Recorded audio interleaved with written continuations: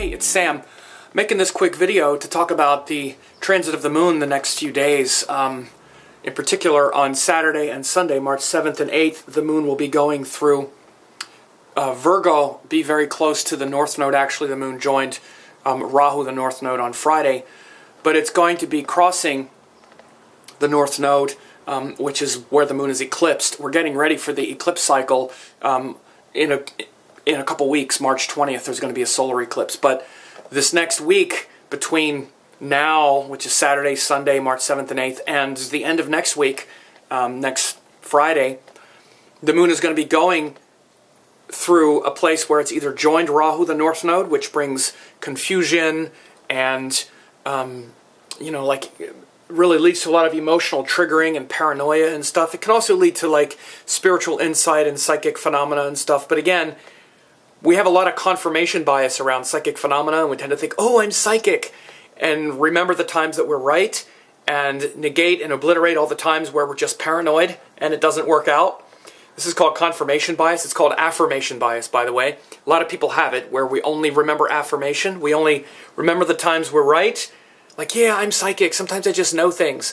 It's the same function that has you paranoid about something that also doesn't play out, that doesn't pan out. So anyway, you want to watch this tendency on Saturday and Sunday to be like, to just know something, and actually you're just spinning out on paranoid, emotions. Rahu tends to accelerate things really quickly. When it influences the mind, we can have this potential for psychic ability, but psychic ability requires that we're calm and peaceful. If you're restless and upset and like that, you're probably not going to have a very good, finely tuned psychic perception at that time, at that moment. So Rahu moon conjunction Saturday and Sunday in Virgo is going to bring about this kind of accelerated perception, especially around maybe all the details, what you need to practically focus on, and all the details that aren't in alignment. Like even things like money and diet and things that you need to, get better. And then at the beginning of next week, Monday, Tuesday, the moon will be in Libra, where it's going to be hemmed between Rahu and Saturn, because Saturn is in Scorpio. So Monday and Tuesday, we're going to feel a similar kind of stress. The moon won't be on Rahu anymore, but we'll be feeling a kind of residual,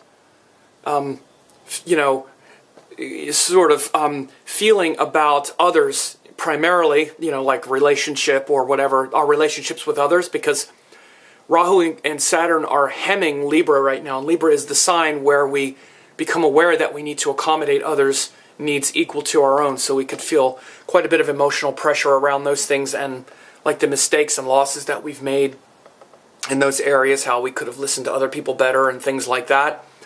But again, that's also a great catalyst for change and, introspection and making things better with others and with yourself.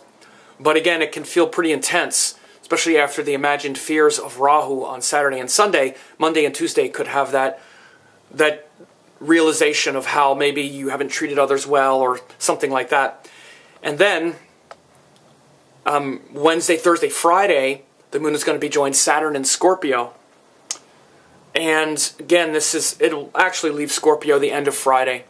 But for the most part, Wednesday, Thursday, Friday, moon will be in Scorpio, where it's debilitated and joined Saturn, which is also the realization of our failures and mistakes. It could be quite heavy. So I'm letting you know, the next week could be a pretty heavy week, no question. Especially since we just had this really big eclipse, full moon in Leo, and even more importantly, or most importantly, we had just had Mars and Ketu, the South Node, and Venus all converge within a couple degrees of each other, which could have really shown some explosive actions in your life and events that you're now really feeling the heaviness around, or the emotional burdens around, or things like that.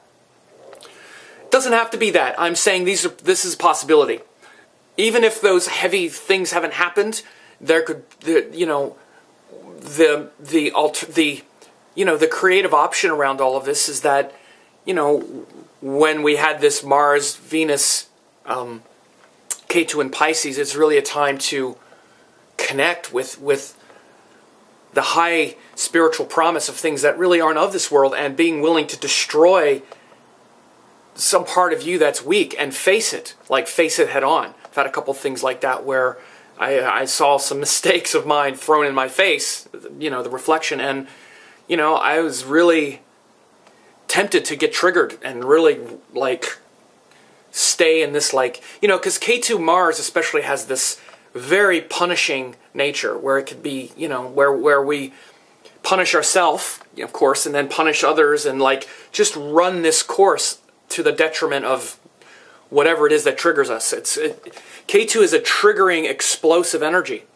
And I had a couple things that kind of triggered me, and I stopped myself because I've gotten triggered a few times in my life before and have, you know, shortcut it. And, you know, so it's really, even though it's left a situation that's kind of difficult, within myself, though, I realized how clear I got about it very quickly, and how compassionate I've been about the whole thing with myself and with the other person, and just, I'm really grateful for the situation. So that was actually, you know, like around the middle end of this past week, you know, this first week in March, when these planetary energies converged, a lot of that intensity was going on. So the creative potential, if you work through that in a way that felt good and in a way that was aligned, then the way to, you know, go deeper into that is to, you know, ride that wave of Rahu, especially Rahu in Virgo, to a place of just simple beauty, simplicity, beauty, and organizing your, like, daily routine and life and habits. Excuse me, I've definitely been experiencing a lot of that this week anyway, concurrent with the other thing I was talking about. So Rahu in Virgo is very much about being aligned around these things, and then the moon is going to bring that into our mind. And again, it can also bring a lot of accelerated emotional perceptions and things like that, and some struggle about things maybe that where your reach exceeds your grasp, where maybe you can see something but you can't hold on to it. That could be emotionally difficult over the weekend, Monday and Tuesday, with the hemming. Again, it's a time to really just relax into sensitivity and beauty and truth around the Libra principle, which is the capacity to love and to yield to another person's wishes equal to your own. And if you need to apologize for things where you've made mistakes, it's good to do that at that time, because you could really feel the burden and pressure of your mistakes. And it's one of the best things we can do for our soul and for everyone, is to just get in front of it and totally apologize and totally make sure the other person knows that we feel that we know we made a mistake, regardless of what comes back. Whether they forgive you, whether they, you know, not because you want something in return. You know, one of the worst things is to have someone apologize because they want something.